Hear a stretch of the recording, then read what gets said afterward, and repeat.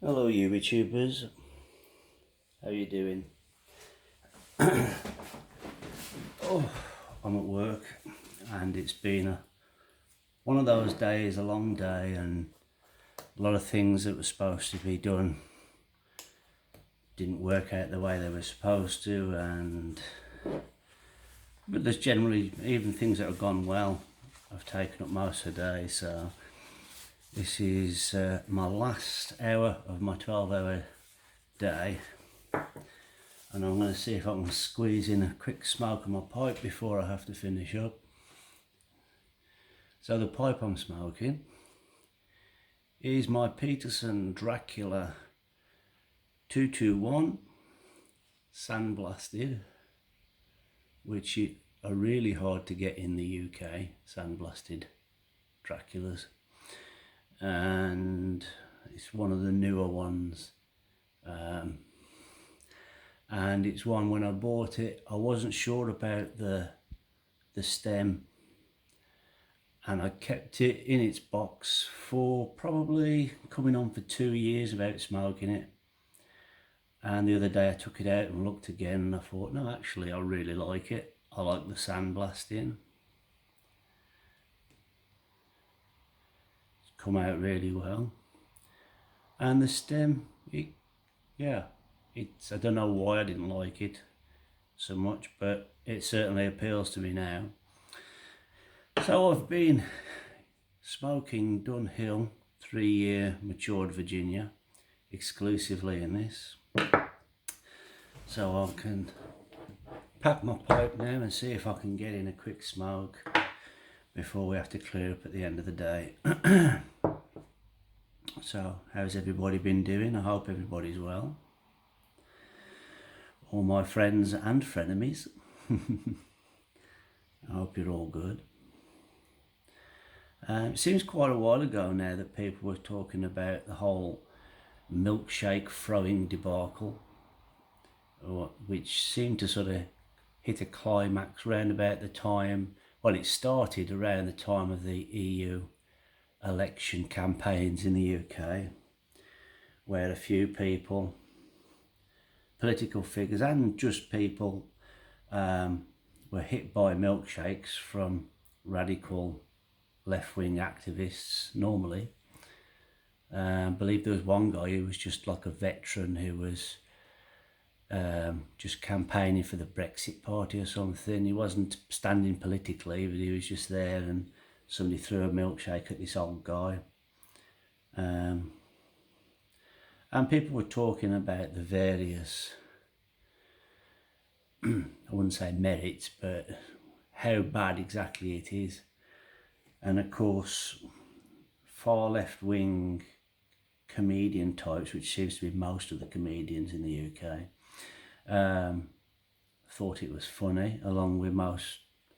It seemed to be treated as a bit of a joke by most of the mainstream media who are part of the whole sort of establishment in-group sort of bubble. It was funny because it's somebody outside of their group. Had it been somebody like Jess Phillips or Anna Soubry that had a milkshake thrown at them, it would have been the end of the world. But it's, you know what they say, there's no bad tactics, just bad targets. So it seemed to be fine because the people who were targeted were people that they considered to be right-wing, even though the evidence proves the opposite in many cases, that they weren't right-wing at all. But the reason I bring it up is because anybody with half a brain cell, which unfortunately seems to be quite a lot of people these days that have less than half a brain cell, could see that this was going to escalate. And I think a lot of people in America will know about this, but perhaps not so many people in the UK. There was a conservative journalist, a guy called Andy Ngo, spelt NGO, No. He's of, I think he's Vietnamese heritage. So he's a little guy. In America they would refer to him as Asian, but in the UK Asian means something else. But he went to report on a rally that a group called the Proud Boys were at, and of course the Antifa came out all masked up and armed up with, weapons, and they also turned up in a pickup truck and were handing out milkshakes, but these milkshakes were laced with concrete, so they got quick drying cement inside. So not only did they hurt when they hit, but they also stung people's eyes.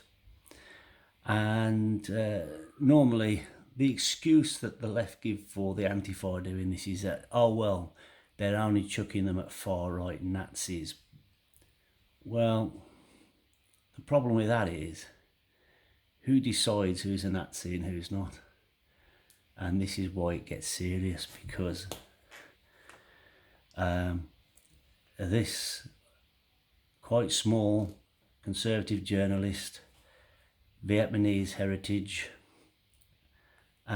also he happens to be gay, got attacked by supposedly Antifa, supposed to be anti-fascist Antifa, hurled these milkshakes at him, pelted him with them till he couldn't see, and then once he was blinded, like a pack of hyenas, they ran up and started punching him, kicking him, hitting him with things, stealing his stuff. They stole his GoPro, punching him in the face and running off, screaming at him that he was a Nazi. I mean, he's a Nazi, a little gay Vietnamese journalist, and they're screaming at him that he's a Nazi. And this is what I find the most worrying about the far left, is, it's like the old communist thing.